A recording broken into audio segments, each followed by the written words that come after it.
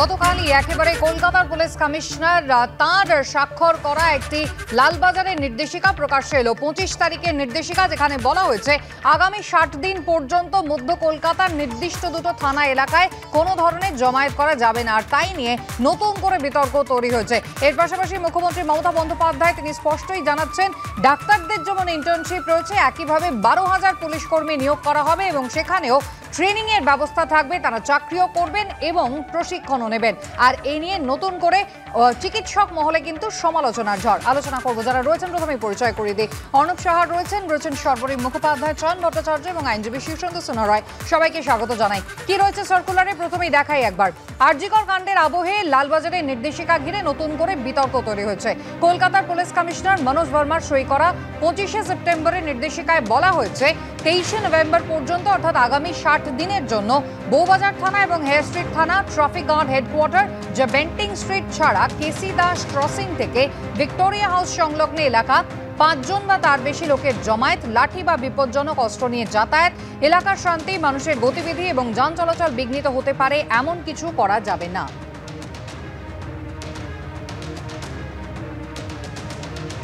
Peaceful protest যদি হয়, peaceful প্রোটেস্টটাকে বাধা দেওয়ার আর কোনো রুল কিন্তু কিছু নেই। তো আমার মনে হয় এটা একটা প্রতিবাদের ভাষাকে দমিয়ে দেওয়ার চেষ্টা হচ্ছে প্রশাসনের তরফ থেকে, এটুকুই বলতে চাই। আমরা এটাকে ধিক্কার জানাই। আমরা মনে করি যে এভাবে গণতান্ত্রিক আন্দোলনের ওপর এভাবে আক্রমণ আনা যায় না। আজকে এই আন্দোলন যেভাবে জনমানুষের মধ্যে প্রভাব ফেলেছে এবং সমাজের সর্বস্তরের মানুষ আজকে রাস্তায় নামছে, এখনও তারা রাস্তায় আছে, ফলে এই ধরনের যত আইন তারা আনবে আরও বেশি বেশি করে মানুষ ক্ষিপ্ত হবে, আরও বেশি করে আন্দোলনে যুক্ত হবে বলে আমার মনে হয়। আইনজীবীদের একাংশ ইতিমধ্যেই প্রশ্ন তুলছেন যে আরজিকর কাণ্ডের প্রতিবাদ যেভাবে হচ্ছে বা গণ আন্দোলন যেভাবে সংগঠিত হচ্ছে, কোথাও কৌশলে কি তাকে ঠেকাতেই এই হেন পদক্ষেপ নিল লালবাজার? দেখুন, এখনো পর্যন্ত কেউ বলতে পারবে না এই বিগত কয়েক মাস ধরে যে প্রতিবাদ চলছে কোথাও অশান্তি হয়েছে। এইখানে এই ধরনের ব্ল্যাঙ্কেট অর্ডার আসলে এই প্রতিবাদ কর্মসূচিকে যাতে ব্যাহত করা যায় তার একটা প্রচেষ্টা, এবং সাধারণ মানুষ যারা প্রতিবাদকে উৎসবের অংশ করে নিয়েছে তাদেরকে বাধা দেওয়ার প্রচেষ্টা। এরা এই 144টা করে এই যে শান্তিপূর্ণ যে সমস্ত অবস্থান হবে বা ধর্ণা মঞ্চ হবে বা কোনো প্রোটেস্ট মিছিল হবে, সেইগুলোকে বন্ধ করার চেষ্টা করছে। এবারে আমাদের কনস্টিটিউশনে ঠিক সিমিলার এতে আর্টিকেল 19-এ আমরা যদি পিসফুল কোনো জমায়েত হই, তাতে কিন্তু আমাদের সিভিল সোসাইটিকে সেই অধিকার আর্টিকেল 19-এ দেওয়া আছে।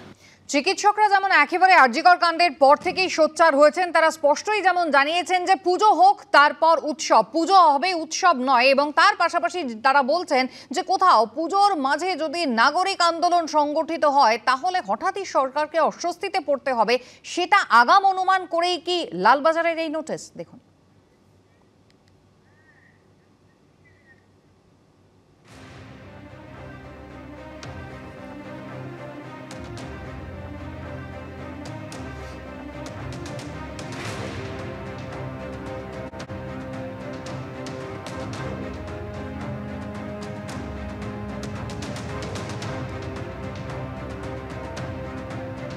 নির্দেশিকায় কি রয়েছে, লালবাজারের পক্ষ থেকে কি বলা হচ্ছে নির্দেশিকা নিয়ে।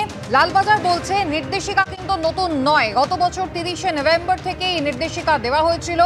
প্রত্যেক 60 দিন অন্তর তা রিনিউ করা হয়। সংশ্লিষ্ট এলাকায় জমায়েত হলে পুজোর সময় সাধারণ মানুষের যাতায়াত এবং যান চলাচলে অসুবিধে হবে। আর নির্দেশিকা শুধু রাজনৈতিক কর্মসূচির জন্য, সাধারণ মানুষের জন্য নয়।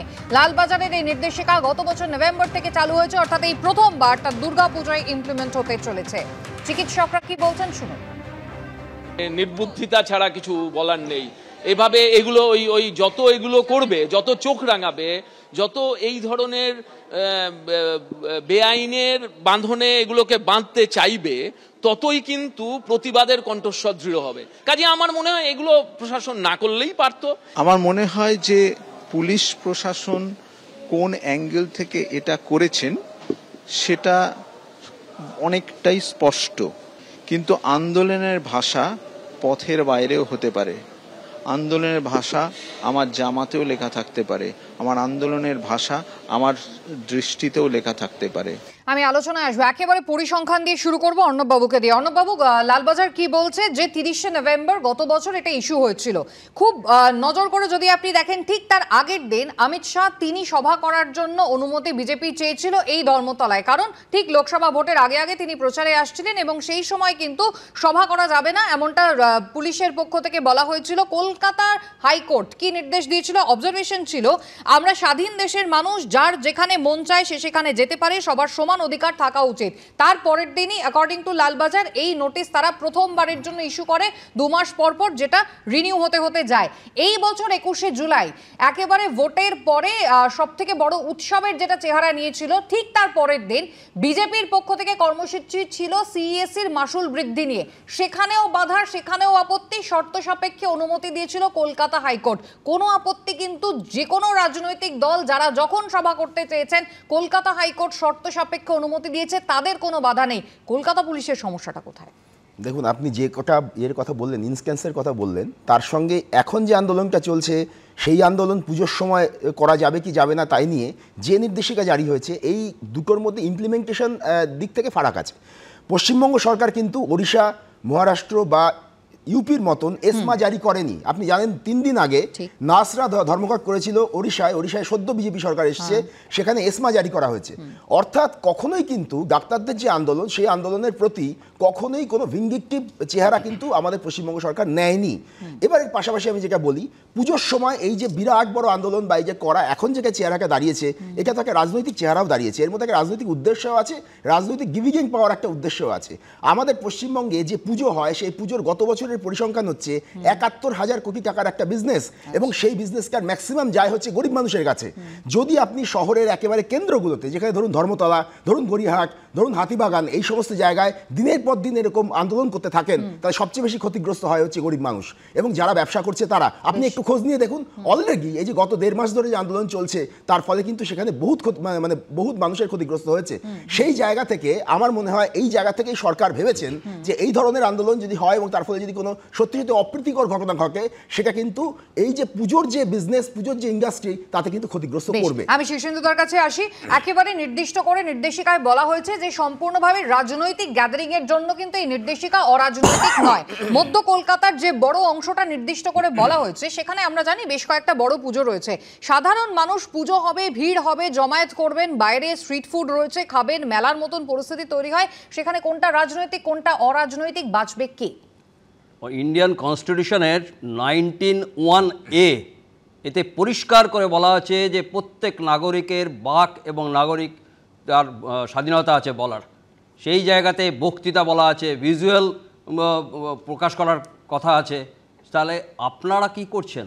আপনারা গণতন্ত্র সংবিধানের ওপর আঘাত আনছেন।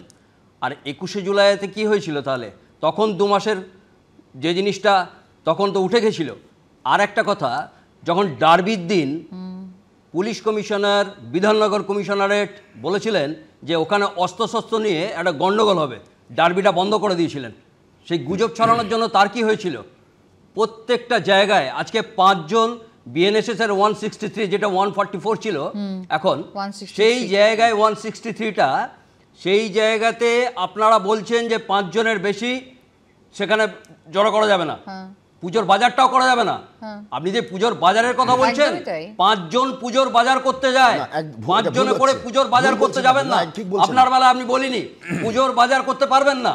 আর একটা কথা বারবার দেখতে হবে যে কোর্ট 25 বারবার বলে দিয়েছেন, সুপ্রিম কোর্ট পর্যন্ত বলেছেন যে এই শান্তিপূর্ণ আন্দোলন করা যাবে। সেই জায়গায় শুধু ডাক্তারদের, শুধু নাগরিকদের গণজাগরণ হয়ে গেছে। আপনারা যেটা চেষ্টা করছেন বন্ধ করার, সে জিনিস বন্ধ হওয়ার নয়। আর একটা জিনিস হচ্ছে, মানুষ যেখানে মরে যায় তারপরে বাজারের কথা বলছেন, মানুষ যেখানে ক্ষতিগ্রস্ত হয় সেখানে মানুষের তারপরে তার পুজোর বাজারের কথা বলছেন, সেই পুজোর কথা বলছেন। মেয়ে তো চলে গেছে 46 দিন আগে, 47 দিন আগে, একদম। আর মা আসছেন 13 দিন পরে। আমি একদম এই জায়গায় সর্বরিদির কাছে আসবো। খুব উল্লেখযোগ্যভাবে অর্ণববাবু বললেন যে একেবারে রাজনৈতিক একটা চেহারা নিয়েছে এই মুহূর্তে আন্দোলন, কিন্তু আমরা জানি যে প্রত্যেকটা গণ আন্দোলন, প্রত্যেকটা নাগরিক সমাজের ভিড় যখন হচ্ছে, পথে যখন তারা নামছেন, একেবারে অরাজনৈতিক ব্যানার, যেখানে শুধু বিচার চাই, জাস্টিস ফর আরজি কর, এছাড়া আর কোনো ভার্সন নেই। সেখানে শুধুমাত্র রাজনৈতিক কর্মসূচির জন্যই কিন্তু এই নির্দেশিকা, এখানে কিন্তু অরাজনৈতিক যারা রয়েছেন সাধারণ মানুষের জন্য লাগু হবে না। তাহলে সমস্যার জায়গাটা কোথায়, আপত্তির জায়গাটা কোথায়? আমি দুটো লাইন আগে বলবো। যত চোখ রাঙাবি গভীর হবে রক্তে লেখা কথা, ভয় দেখালেই ভুলবো নাকি মেয়ে হারানোর ব্যথা। অভয়া মেয়ে ছিল তাই, অভয়া মেয়ে ছিল তাই সব মায়েদের একই কণ্ঠস্বর, ভুলবো না কোনো কিছু, জাস্টিস ফর আরজি কর। এখন কথা হচ্ছে, দেখুন এই যে ভয়, শাসকের ভয়, সেটা আমরা নানাবিধভাবে দেখলাম। আমরা দেখলাম যে স্বাস্থ্য ভবনে যেখানে আমাদের ছেলে মেয়েগুলো ধর্নায় ছিল, তারা গ্রাফিটি করছিল, তারা লিখছিল, সেগুলোকে পিচ ঢেলে মুছিয়ে দিতে হলো।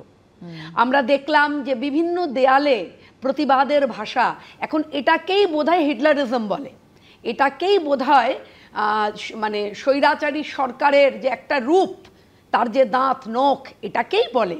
তা না হলে পরে প্রতিবাদকে কেন থামিয়ে দিতে চাইবে? যেটা অর্ণববাবু বললেন যে রাজনৈতিক মানে যেটা করছেন সেটাও তো একটা রাজনৈতিক পদক্ষেপই আপনারা নিচ্ছেন। একেবারে কোথাও কি শাসকের সুরে সুর মেলাচ্ছে পুলিশ, আর সেই কারণেই এই নোটিশ দেওয়া হলো। যদি তা নাই হয়, অর্ণববাবু বলছেন যে কোনোভাবেই কিন্তু সরকার ভিন্ডিকটিভ নয়, পুলিশ ভিন্ডিকটিভ নয়। তাহলে শখের বাজারে যে ধর্ণা, যে কর্মসূচি হয়েছিল রাত দখলে, তাকে নিয়ে জামিনযোগ্য ধারাসহ 3টি এফআইআর কিভাবে রুজু হয়? ডাক্তাররা কেন গণ কনভেনশন করার জন্য কেন তারা একটা হল পাচ্ছেন না? সমস্যাটা কোথায়? প্রশ্ন একাধিক রয়েছে। একদিকে যখন কলকাতার একাংশে জমায়েতে নিষেধাজ্ঞা জারি করা নিয়ে কলকাতা পুলিশের নির্দেশিকায় বিতর্ক তৈরি হলো, তখন এবারের পুজোয় অনেকে গন্ডগোল করতে পারে বলে আশঙ্কা করছেন সুরুচি সংঘের পুজো উদ্যোক্তা স্বরূপ বিশ্বাস। গত পরশুদিন ছিল ধনধান্য অডিটোরিয়ামে বৈঠক, আর সেখানেই কিন্তু এই আশঙ্কার কথা সামনে আসে। খুব অদ্ভুতভাবে তারপরে কিন্তু গতকাল নির্দেশিকা সামনে চলে এলো লালবাজারে। বিভিন্ন জায়গা থেকে আমরা শুনতে পাচ্ছি যে পুজোর সময় কিছু হয়তো সমস্যা তৈরি হতে পারে, কিছু দুষ্কৃতী বা কিছু মিসচিফস এসে সমস্যা তৈরি করতে পারেন। সেটা আমরা সিপি সাহেবকে বললাম যে আমরা প্রত্যেকটা পুজো কমিটি, তাদের যারা ভলেন্টিয়ার্স থাকে, আমাদের যারা সদস্যা আছেন তারা ভলেন্টিয়ার্স করেন। তো সেই সব ক্ষেত্রে কলকাতা পুলিশ যদি আগে থেকেই ব্যবস্থা নেন বা একটা প্ল্যানিং করে রাখেন বা আমাদের সঙ্গে আলোচনা করেন, তাহলে এই পুজোটা আমরা খুব ভালো করি। অন্য পুজোতে এই সমস্যা আমরা আগে কখনো ফেস করিনি। আমি চয়নদার কাছে এই জায়গায় যাবো। চয়নদা, আশঙ্কার মেঘ কিন্তু বারবার ঘনীভূত হচ্ছে। আপনি দেখুন, পশ্চিমবঙ্গ ছাত্র সমাজের যে নবান্ন অভিযানের কর্মসূচি ছিল, ঠিক তার আগের দিন কুণাল ঘোষ তিনি ভিডিও সামনে নিয়ে এলেন এবং তিনি বললেন পুলিশের পোশাক পরে বহিরাগতরা তারা অশান্তি পাকানোর চেষ্টা করতে পারে। তার কিছুক্ষণের মধ্যেই সুপ্রতিম সরকার, এডিজি দক্ষিণবঙ্গ, তিনি কিন্তু সাংবাদিকদের মুখোমুখি হয়ে সেই একই কথা বললেন, জমায়েত অবৈধ, অশান্তি হতে পারে, আশঙ্কা করছেন তারা। মানে আগে শাসক বলে, তারপরে কলকাতা পুলিশ বলে। এর থেকে আপনারা সাংবাদিকরা একবার প্রশ্ন করুন না এনাদের, সিপিকে কুণাল ঘোষ, স্বরূপ বিশ্বাস, না এরা যাদের কথা বলছেন সুপ্রতিম সরকার, এখন আগে তো বিনীত গোয়েল ছিলেন, এখন নতুন এসেছেন মনোজ ভার্মা। আমরা জিজ্ঞেস করছি যে এই বিষয়গুলো নিয়ে ওনারা আশঙ্কাতে হচ্ছেন কেন? পুজো করছেন, পুজোর মতো করে পুজো করবেন, অসুবিধা কী আছে? সেখানে বিক্ষোভ ইত্যাদির উপরে ওনাদের পুজো থেকেই হবে কেন? এরকম ধারণা করছে কারণ তাহলে কি ঠাকুর ঘরে কে আমরা কলা খাইনি? তাহলে কি মদত আছে নাকি? যা হচ্ছে, যা হয়েছে, অপরাধ যা হয়েছে তাতে মদত আছে নাকি? আজকে যে মামলা হওয়ার কথা রয়েছে, শুনানি যদি মহামান্য প্রধান বিচারপতি শোনেন, আমাদের ছাত্র যুব মহিলা সংগঠন এবং জুনিয়র ডাক্তাররা এই 3টে থানাতে পার্টিকুলারলি ওই 163 ধারা জারি করা হয়েছে বিএনএসের 163। ওই 3টে থানাতে যা বলা হয়েছে, লাঠি, অস্ত্র, সেগুলো নিয়ে প্রতিটা মুহূর্তেই কি আশঙ্কায় রয়েছে নাকি পুলিশ লাঠি অস্ত্র নিয়ে কি সাধারণ মানুষ কোন রাজনৈতিক দল এখানে মিছিল করে? রাজশাহী অস্ট্রেলি ওই চত্বরকে মিছিল করে। বিজেপির একটা অংশ সরাসরি বিজেপির নামে না করেও কেউ করেছে। কিন্তু তাহলে অনুপম প্রশ্নটা তো এখানেই উঠবে যে যেখানে Kolkata police world's best force, তাদের কি এরকম নির্দেশিকা জারি হচ্ছে কেন? আমরা বলছি চিঠি যত দেবে প্রতিবাদ তত বাড়বে।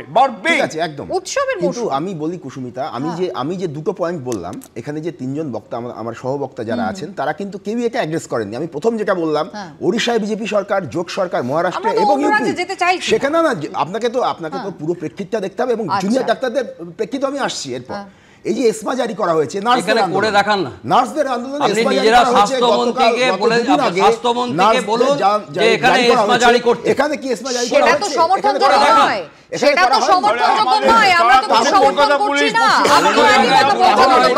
বেশ, আমি আলোচনায় ফিরবো, কিন্তু থ্রেট কালচার এবং উত্তরবঙ্গ লবির যে প্রভাব জানিয়ে ইতিমধ্যেই কিন্তু রীতিমতো সরগরম হয়ে উঠেছে এই মুহূর্তে রাজ্য রাজনীতি, তাই নিয়ে কিন্তু কলকাতা হাইকোর্টের কড়া পর্যবেক্ষণ।